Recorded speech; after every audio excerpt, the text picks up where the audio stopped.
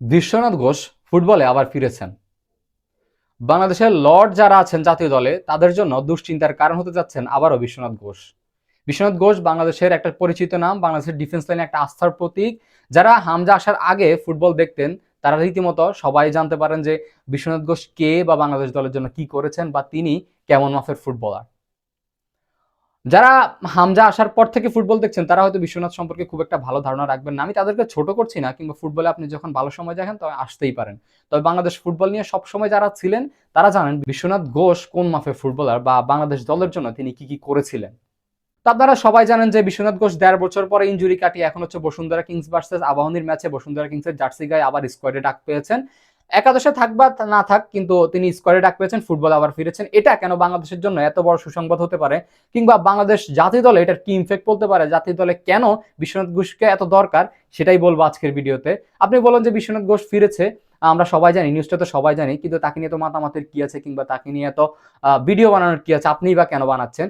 তো আমি এই ভিডিওতে বলতে চাচ্ছি যে বিশ্বনাথ ঘোষ ফিরলে আমাদের সুবিধা কি কি, যে লর্ডদের বিপদ হয়ে দাঁড়াচ্ছেন তিনি, সেটা কেন, সেটাই বলবো আজকের ভিডিওতে। তো প্রথমেই বিশ্বনাথ ঘোষের একটু ডিটেলস দিয়ে নিচ্ছি। বিশ্বনাথ ঘোষ বাংলাদেশের ফুটবলারদের মধ্যে, দেশীয় ফুটবলারদের মধ্যে সবচেয়ে প্রতিভাবানদের একজন।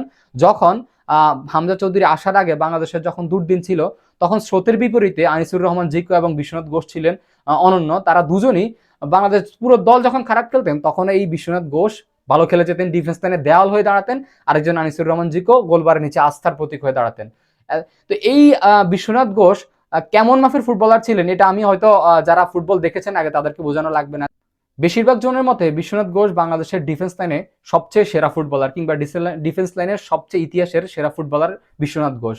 বাংলাদেশের সেন্টার ব্যাক দুজন আছেন বর্তমানে, তারেক কাজী এবং Topu Barman. Right back position নিয়ে আমরা সবচেয়ে সমস্যার মধ্যে পড়তেছি, কিন্তু আমাদের বিশ্বনাথ ঘোষের সবচেয়ে পছন্দের পজিশন হচ্ছে রাইট ব্যাক, এবং তিনি সেন্টার ব্যাকের পজিশনে খেলে থাকেন। বেশিরভাগ সময় বসুন্ধরার ম্যাচগুলোতে তাকে রাইট ব্যাক পজিশনে খেলানো হতো, জাতীয় দলের ম্যাচগুলোতে তাকে দেখা যেত যে তিনি সেন্টার ব্যাকে খেলছেন। বাংলাদেশের রিসেন্ট টাইমে আমরা যে সমস্যা দেখতে পেরেছি সেটা হচ্ছে সবচেয়ে বড় সমস্যা রাইট ব্যাক। সেন্টার ব্যাকে তারেক কাজী তপু বর্মন সামলাচ্ছেন, লেফট ব্যাকে জায়ান আহমেদ আছেন, মিডফিল্ডে হামজা চৌধুরী সামিদ সোম আছেন, কিন্তু রাইট ব্যাক দিয়ে বারবার আক্রমণ হচ্ছে।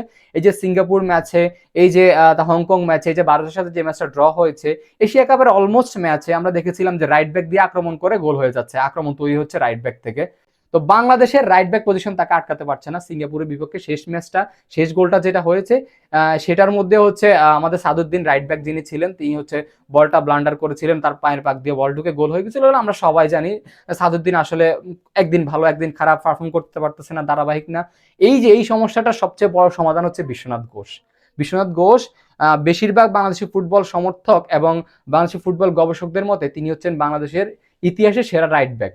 এই রাইট ব্যাক যদি তিনি খেলেন রেগুলার সময়, দেখা যাবে এই যে বিপক্ষ দলের লেফট উইঙ্গার থেকে আক্রমণ তৈরি হচ্ছে, তো সেই সবগুলো বন্ধ করে দিবেন, তিনি আক্রমণটা নষ্ট করে দিবেন। বিশ্বনাথ ঘোষ প্রায় ১.৫ বছর মাঠের বাইরে ছিলেন, তার এসিএল ছিঁড়ে গিয়েছিল, তার বিশাল একটা ইনজুরি হয়েছিল, সেটার জন্য তিনি ১.৫ বছর মাঠে ফিরতে পারেননি। বাংলাদেশের একটা আক্ষেপের জায়গার নাম কিন্তু তিনি হয়ে দাঁড়িয়েছিলেন।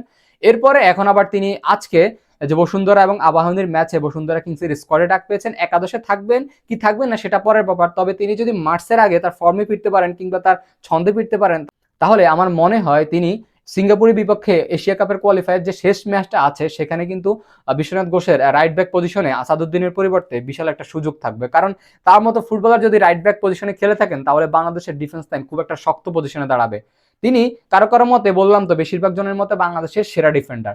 তো একজন সেরা ডিফেন্ডার যদি ফর্মে থাকে এবং তিনি যদি বাংলাদেশ জাতীয় দলে এভাবে সার্ভিস দিতে পারেন, বাংলাদেশ লিগও সার্ভিস দিতে পারেন, ফর্মে ফিরে আসেন, তাহলে বাংলাদেশের দলটা হবে একদম পরিপূর্ণ একটা দল। বাংলাদেশের রাইট ব্যাকে বিশাল একটা সমস্যা, যেটা বারবার লেফট উইং থেকে, বিপক্ষ দলের লেফট উইং থেকে বাংলাদেশকে আক্রমণ করে আক্রমণ তৈরি হচ্ছে, ব্লান্ডার করতেছে, বাংলাদেশ মিস করতেছে রাইট ব্যাক থেকে। সাদুদ্দিন কিংবা যাকেই নামানো হচ্ছে রাইট ব্যাকে, কোনো ডিফেন্স করতেই পারতেছে না, সেখান থেকে গোল হয়ে যাচ্ছে। তো বিশ্বনাথ ঘোষ যদি এই গ্যাপটা ফিল আপ করতে পারেন তাহলে আমার মনে হয় বাংলাদেশ দল খুব ভালো একটা পজিশনে যেতে পারবে। আক্রমণ ভাগের ফুটবলারও তো বাইরে থেকে আসছেনই, মাসফিল্ডে তো হামজা সমিত আছেনই, সাথে তারেক কাজী তপু বর্মন জায়ান আহমেদ তো ডিফেন্ডে আছে। এই একটা পজিশন গ্যাপ ছিল, সেটা যদি বিশ্বনাথ ঘোষ পূরণ করে দিতে পারেন তাহলে বাংলাদেশ দল মোটামুটি একটা ব্যালেন্স টিম হয়ে যাবে। তো টিম ব্যালেন্সের জন্য, মূলত বাংলাদেশের ডিফেন্সের ব্যালেন্সের জন্য, টিমের ব্যালেন্সের জন্য বিশ্বনাথ ঘোষকে এখনই বাংলাদেশ দলে খুবই দরকার। যদি তিনি মার্চের আগে মোটামুটি বসুন্ধরা কিংসের রেগুলার খেলে যদি তিনি ফর্মে আসতে পারেন, মোটামুটি ফর্মে আসলেও তিনি আমার মনে হয় জাতীয় দলের জায়গা করে নিতে পারবেন এবং ডাক পাবেন।